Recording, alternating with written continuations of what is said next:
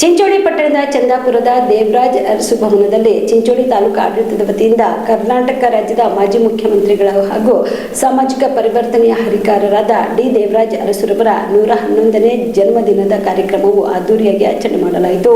ಕಾರ್ಯಕ್ರಮವನ್ನು ಬಿಸಿ ಪಾಟೀಲ್ ಕಾಲೇಜಿನ ಪ್ರಾಂಶುಪಾಲರಾದ ಡಾಕ್ಟರ್ ಎಂಎನ್ ಸುಲ್ತಾನ್ಪುರ್ ಸೇರಿದಂತೆ ವೇದಿಕೆ ಮೇಲಿರುವ ಗಣ್ಯರು ಜ್ಯೋತಿ ಬೆಳಗಿಸುವುದರ ಮೂಲಕ ಕಾರ್ಯಕ್ರಮವನ್ನು ಉದ್ಘಾಟಿಸಿದರು.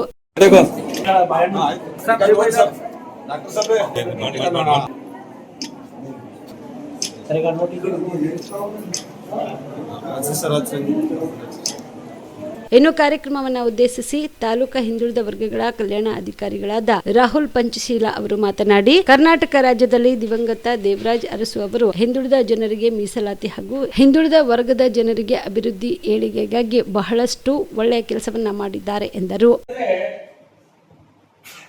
ಹಿಂದಿನ ದಿನಗಳಲ್ಲಿ ನಾವು ನೋಡ್ತಾ ಹೋದಾಗ ಡಿ ದೇವರಾಜ್ ಅರಸುರವರು ತಮ್ಮ ಒಂದು ವೃತ್ತಿ ಜೀವನದಲ್ಲಿ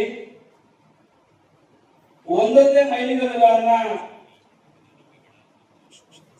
ದಾಟ ಮುಂದೊಂದು ದಿನ ಇಡೀ ಕರ್ನಾಟಕವೇ ತಿರುಗಿ ನೋಡುವಂತೆ ಅತಿ ಸುದೀರ್ಘವಾಗಿರ್ತಕ್ಕಂತಹ ಕಾಲಾವಧಿಯ ಮುಖ್ಯಮಂತ್ರಿಗಳಾಗಿ ಹೊರಹೊಮ್ಮುತ್ತಾರೆ. ಆ ಮುಖ್ಯಮಂತ್ರಿಗಳಾಗಿ ಹೊರಹೊಮ್ಮಬೇಕಾಗಿದ್ದರೆ ಅವರು ತಮ್ಮ ಈಗಿನ ವೈಯಕ್ತಿಕ ಬದುಕಿಗೂ ಸಹ ನಾವು ನೋಡಬೇಕಾಗ್ತದೆ. ವೈಯಕ್ತಿಕ ಬದುಕಿನಲ್ಲಿ ಅವರು ಹೆಚ್ಚಿನ ಆಸಕ್ತಿಯನ್ನ ತೋರಿಸದೆ ಸಾಮಾಜಿಕ ಕಳಕಳಿಯನ್ನ ಮತ್ತು ಸಾಮಾಜಿಕವಾಗಿ ಹಿಂದುಳಿದ ವರ್ಗಗಳ ಸಮುದಾಯಗಳ ಏಳಿಗೆಗಾಗಿ ಏನನ್ನ ಮಾಡಬೇಕು ಅಂತಕ್ಕಂಥ ಕೊರಗನ್ನ ಹೊಂದಿ ಅದೇ ಚಿಂತನೆಯಲ್ಲಿ ಅವರು ಮುಂದಿನ ದಿನಗಳಲ್ಲಿ ಏನ್ ಮಾಡ್ತಾರೆ ಅಂತಂದ್ರೆ ಹಿಂದುಳಿದ ವರ್ಗದ ಒಂದು ಆಯೋಗವನ್ನು ರಚನೆ ಮಾಡಿಸಿ ಆಯೋಗದಿಂದ ನಮ್ಮೆಲ್ಲರಿಗೂ ಇವತ್ತಿನ ದಿನ ನಾವೇನು ಹಿಂದುಳಿದ ವರ್ಗಗಳ ಕಲ್ಯಾಣ ಇಲಾಖೆಯಿಂದ ನಮ್ಮ ಇಲಾಖೆ ಇದೆ, ಆ ಇಲಾಖೆ ಮುಖ್ಯ ಕಾರ್ಯಕ್ರಮ ತಾವು ಎಲ್ಲರಿಗೂ ಆಹ್ವಾನ ಮಾಡಿ ಒಂದು ವೇದಿಕೆ ಕಾರ್ಯಕ್ರಮ ಮಾಡ್ತಾ ಇದ್ದೀವಿ ಅಂತಂದ್ರೆ ಅದಕ್ಕೆ ಮುಖ್ಯ ಕಾರಣಗಳು ಡಿ ದೇವರಾಜ್ ಅರಸು.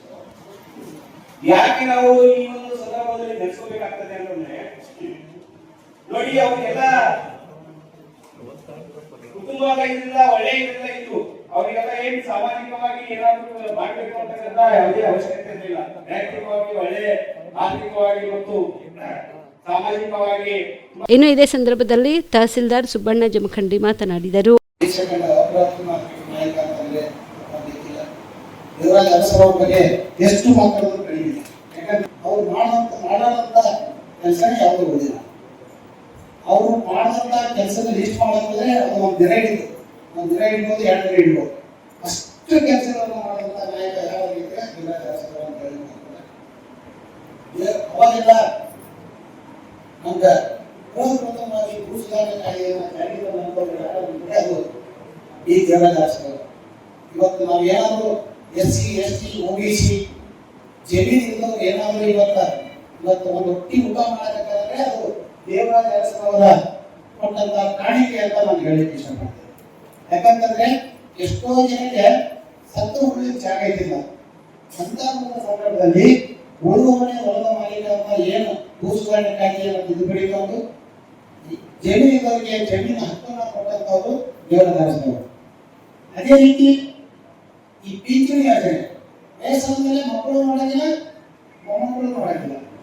ಯಾರು ಮಾಡ್ಬೇಕು ಅವ್ರಿಗೆ ಅಂತಂದ್ರೆ ಇನ್ಯಾರು ನೋಡಿಲ್ಲ ಅಂದ್ರೆ ಇದು ಸರ್ಕಾರ ಇದೆ ಅಂತ ಹೇಳಿ ಪಿಂಚಣಿ ಯೋಜನೆ ಜಾರಿ ತಂದಂತವರು ದೇವರಾಜ್ ಅರಸು.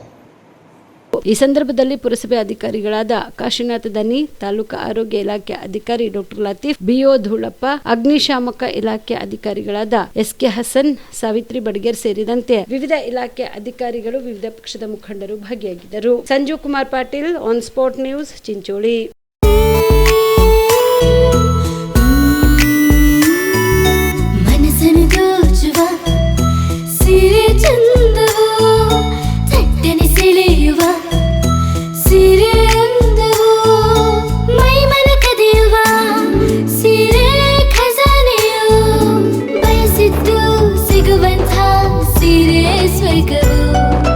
ಮದುವೆಯ ಸಂಭ್ರಮದ ಚಿತ್ತಾರದ ಸೀರೆಗಳು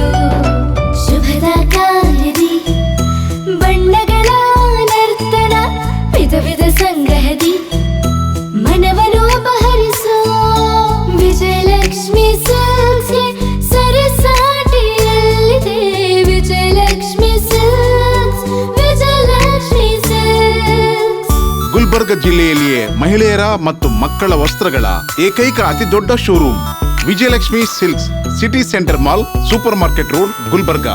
ಜೀವ super speciality trauma emergency 24x7 ತುರ್ತು ಚಿಕಿತ್ಸಾ ಸೌಲಭ್ಯವುಳ್ಳ ಆಸ್ಪತ್ರೆ. ತಜ್ಞ ಅನುಭವಿ ವೈದ್ಯರ ತಂಡದಿಂದ ಜೀವ ಸೂಪರ್ ಸ್ಪೆಷಾಲಿಟಿ ಆಸ್ಪತ್ರೆ ಪ್ರಾರಂಭ. ಕಲಬುರಗಿ ಮೂಲದ ವೈದ್ಯರು ಬೆಂಗಳೂರು, ಹೈದರಾಬಾದ್, ಮುಂಬೈನಲ್ಲಿ ಕಾರ್ಯನಿರ್ವಹಿಸಿದ ತಜ್ಞ ವೈದ್ಯರ ತಂಡದಿಂದ ಇವಾಗ ಕಲಬುರಗಿಯ ಜೀವ ಸೂಪರ್ ಸ್ಪೆಷಾಲಿಟಿ ಆಸ್ಪತ್ರೆಯಲ್ಲಿ ಗುಣಮಟ್ಟದ ಚಿಕಿತ್ಸೆ.